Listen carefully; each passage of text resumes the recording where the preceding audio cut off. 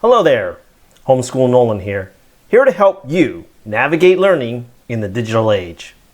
Thanksgiving is once again upon us. This year will mark the 400th anniversary of the very first Thanksgiving. It's a holiday every American is familiar with.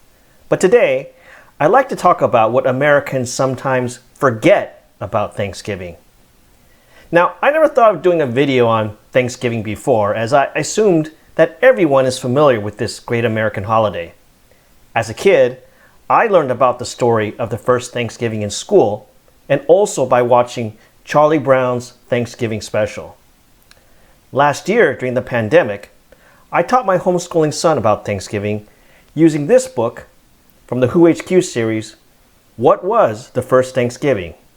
And this year, I've been watching the Charlie Brown Thanksgiving special, Mayflower Voyagers, with my kids. If you're close to my age, you were probably also taught in school that the very first Thanksgiving went something like this.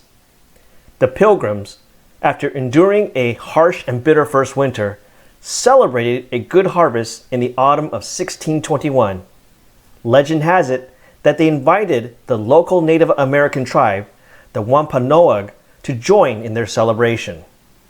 The Pilgrims, of course, were a group of English men and women who left England for the New World because they wanted to separate themselves from the Church of England and worship God in their own way. Upon arriving in Plymouth, in what is now Massachusetts, they endured a harsh and bitter first winter in which nearly half of them died. But fortunately, they met an English-speaking Native American by the name of Squanto, who taught them how to grow food and work the land. Thanks to Squanto, the Pilgrims made it through the first winter with a successful, bountiful harvest in 1621, which led to the first Thanksgiving.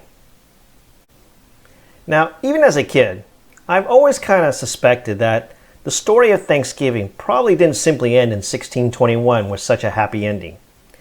And this book does talk about some of the things that happened after the first Thanksgiving. After 1621, more English settlers started to arrive, and fighting started to break out between them and the Native Americans. People on both sides were killed, but the Wampanoag and other Native American tribes were eventually wiped out by war and disease. The story of the first Thanksgiving and what happened afterwards is an example of how Americans to this day are continually reevaluating and reassessing our nation's history. Now, one of the things I love about homeschooling, though, is that it gives you, the parent, more freedom to design the right curriculum for your child. But the flip side, of course, is that you can sometimes miss out on new trends or ideas that are being taught in public schools.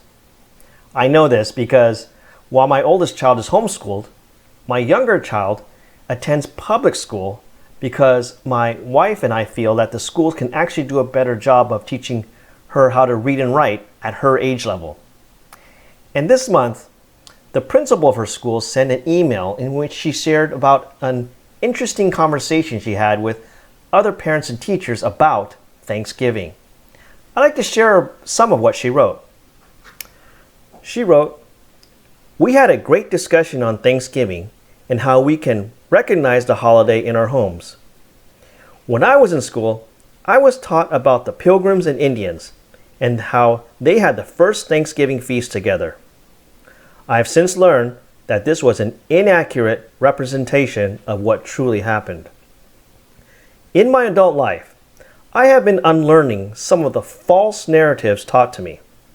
I now recognize the history from the perspective of our indigenous people whose land was taken away from them. Today, many of us use the month of November to highlight what we are grateful for.